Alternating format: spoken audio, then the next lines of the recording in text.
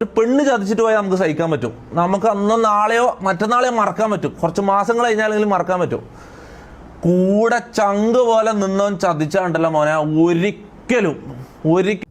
Hello guys, welcome back to my YouTube channel. അങ്ങനെ ഒരു 2-3 ദിവസത്തെ ഇടവേളയ്ക്ക് ശേഷം നമ്മൾ വീണ്ടും കണ്ടുമുട്ടുകയാണ്. ഇന്ന് നമ്മുടെ വിഷയം തൊപ്പിയുടെ തൊപ്പി തെറിച്ചതാണ്. സുഹൃത്തുക്കളുടെ നഗ്ന ദൃശ്യങ്ങൾ സമൂഹ മാധ്യമത്തിലൂടെ പ്രചരിപ്പിച്ച കേസിൽ യൂട്യൂബർ തൊപ്പിയുടെ യൂട്യൂബ് ചാനൽ നീക്കം ചെയ്തു. അങ്ങനെ അത് അവസാനിച്ചു. പോലീസ് നൽകിയ റിപ്പോർട്ടിന്റെ അടിസ്ഥാനത്തിലാണ് യൂട്യൂബിന്റെ നടപടി. തൊപ്പി എന്ന നിഹാദിന്റെ മുൻകൂർ ജാമ്യാപേക്ഷ എതിർത്ത് പോലീസ് കോടതിയിൽ റിപ്പോർട്ട് നൽകി. ഗുരുതര സ്വഭാവത്തിലുള്ള കുറ്റങ്ങളായതിനാൽ ജാമ്യം അനുവദിക്കരുതെന്ന് പോലീസ് ആവശ്യപ്പെട്ടിട്ടുണ്ട്. എസ് ശരണുണ്ട് കൂടുതൽ വിവരങ്ങളുമായി. എസ് ശരൺ, അപ്പോ തൊപ്പിയുടെ യൂട്യൂബിന് വിലക്ക് വീണു. എല്ലാവരും വാർത്തയെ കണ്ടതുപോലെ നമ്മുടെ നിഹാദ് തൊപ്പിയുടെ യൂട്യൂബ് ചാനൽ യൂട്യൂബ് നീക്കം ചെയ്തിരിക്കുന്നു. അതിൻ്റെ കാരണം തൊപ്പിയുടെ ഇപ്പോഴത്തെ കേസാണ്. അതായത് ഷമീറിൻ്റെയും മുമ്മൂൻ്റെയൊക്കെ ഒരു നഗ്ന വീഡിയോ യൂട്യൂബിൽ കൂടെ പ്രചരിപ്പിച്ചു ലൈവിൽ. അപ്പോൾ ആ ഒരു കേസ് കൊണ്ടാണ് ഇപ്പം തൊപ്പിയുടെ കാര്യത്തിലൊരു തീരുമാനം ആയേക്കുന്നത്. എന്തായാലും തൊപ്പിയുടെ അക്കൗണ്ട് പൂട്ടി. നമ്മളൊക്കെ വാർത്ത കണ്ടതുപോലെ ഇപ്പം തൊപ്പി ഒളിവിലാണ് തൊപ്പി. ഇപ്പം തൊപ്പി പക്ഷേ മുൻകൂർ ജാമ്യാപേക്ഷയ്ക്ക് വേണ്ടി എറണാകുളം സെക്ഷൻ കോടതിയിൽ അപേക്ഷിച്ചിട്ടുണ്ടെന്നാണ് ലേറ്റസ്റ്റ് ആയിട്ടുള്ളൊരു വിവരം. പക്ഷെ ആളിപ്പോൾ ഒളിവിലാണ്. എന്തായാലും കേരള പോലീസ് തൂക്കും, അതിൽ സംശയമില്ല. നല്ല ഇടിയും കിട്ടും. കാരണം ഓൾറെഡി ഇവൻ കാരണം ഇവരുടെ ഒരു പേര് പണ്ട് പോയതാണ്. ഇവൻ്റെ റൂമിലൊക്കെ ഇങ്ങനെ ചവിട്ടി തുറന്ന് ഇവൻ ആ ടൈമിൽ ലൈവ് എടുത്തിട്ട് ഓൾറെഡി അന്ന് കേരള പോലീസിന് ഒരുപാട് വിമർശനങ്ങൾ കിട്ടിയിട്ടുണ്ട് തൊപ്പി കാരണം. അപ്പോൾ അതിൻ്റെയൊക്കെ ഒരു ചൊരുപ്പ് എന്തുമായാലും പോലീസുകാർ ഈ വേക്ക് അവൻ്റെ അടുത്ത് തീർക്കും. അത് മാത്രമല്ല, ഈ ഇപ്പോഴത്തെ ഒരു ഗുരുതരമായ കേസാണ്. ജാമ്യമില്ലാ വകുപ്പ് ഇട്ട് പൂട്ടാനാണ് പരിപാടി.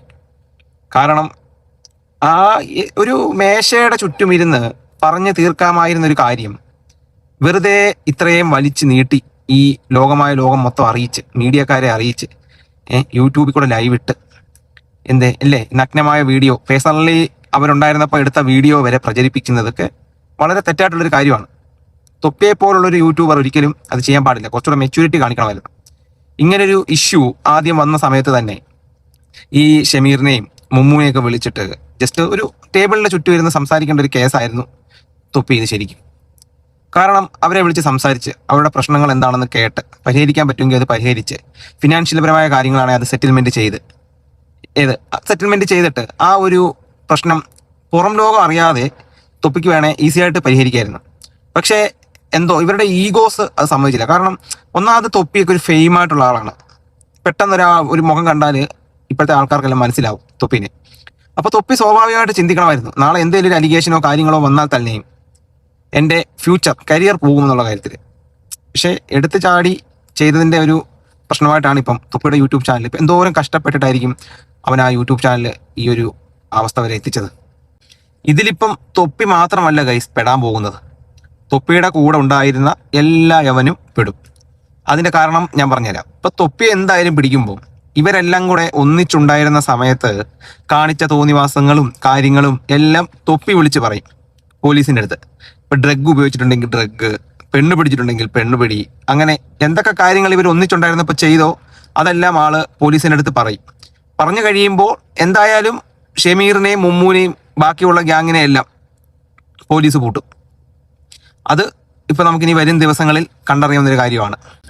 ഗുരുതരമായ വകുപ്പുകളൊക്കെയാണ് ഇപ്പോൾ തൊപ്പിക്കെതിരെ ഇട്ടേക്കുന്നത്. ഡ്രഗുണ്ട്, പിന്നെ അശ്ലീല ചിത്രം സോഷ്യൽ മീഡിയയിൽ പ്രചരിപ്പിച്ചതിനെതിരെ ഉണ്ട്, പിന്നെ വേറെ എന്തൊക്കെയോ കേസുകളൊക്കെ ഉണ്ട്. അതൊന്നും കൺഫേം അല്ലാത്തതുകൊണ്ടാണ് ഞാൻ പറയാത്തത് ഇതിൽ. അതൊക്കെ നമുക്ക് വരും ദിവസങ്ങളിൽ അറിയാൻ പറ്റും. ഇപ്പം എന്തായാലും മെയിൻ 2 കേസിനാണ് ജാമ്യമില്ലാ വകുപ്പ് പ്രകാരം കേസ് എടുത്തിരിക്കുന്നത്. അപ്പോൾ എന്തായാലും തൊപ്പിക്ക് ജാമ്യം കൊടുക്കരുതെന്ന് പറഞ്ഞ് നമ്മുടെ പോലീസും ഇറങ്ങിയിട്ടുണ്ട് കേസ്. തൊപ്പിക്ക് മുൻകൂർ ജാമ്യം കൊടുക്കരുത്, തെളിവ് നശിക്കപ്പെടാം, സാക്ഷികളെ സ്വാധീനിക്കാം, പ്രതികളെ സ്വാധീനിക്കാം എന്നൊക്കെ പറഞ്ഞ് ജസ്റ്റ് ഇറങ്ങിയിട്ടുണ്ട് പോലീസിൻ്റെ സൈഡിൽ നിന്ന്. അവരവരുടെ ജോലി ചെയ്യട്ടെ. തൊപ്പി തെറ്റ് ചെയ്തിട്ടുണ്ടെങ്കിൽ ശിക്ഷിക്കപ്പെടട്ടെ.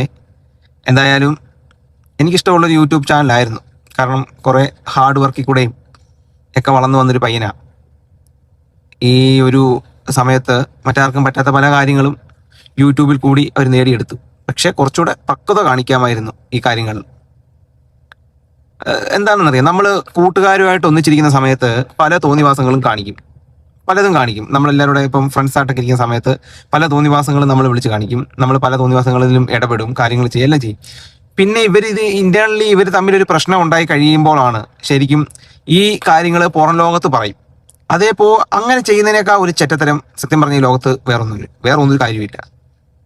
അത്രയും വിശ്വസിച്ച് ഇങ്ങനെ കൂടുന്ന ഒരാള് ശരിക്കും നമ്മളെ ഇങ്ങനെ ചതിക്കുക എന്ന് പറയുമ്പം തൊപ്പിയുടെ മാനസികാവസ്ഥ നമുക്ക് ഊഹിക്കാവുന്നേ ഉള്ളൂ. പക്ഷെ നമ്മൾ ഷമീറിന്റെയും മുമ്മുവിന്റെയും സൈഡിൽ നിന്ന് നോക്കുമ്പോഴും ഇതേ സെയിം അവസ്ഥയാണ് തൊപ്പി അവരോടും ചെയ്തേക്കുന്നത്. അപ്പം നമുക്ക് രണ്ടുപേരെ ന്യായീകരിക്കാൻ പറ്റൂല.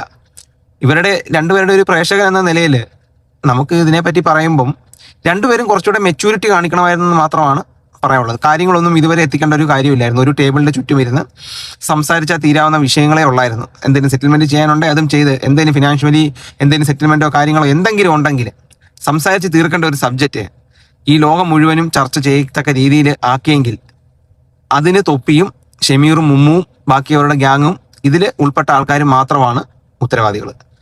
ഇപ്പൊ തൊപ്പി തെറിച്ചതിനും തൊപ്പി തന്നെയാണ് ഉത്തരവാദി.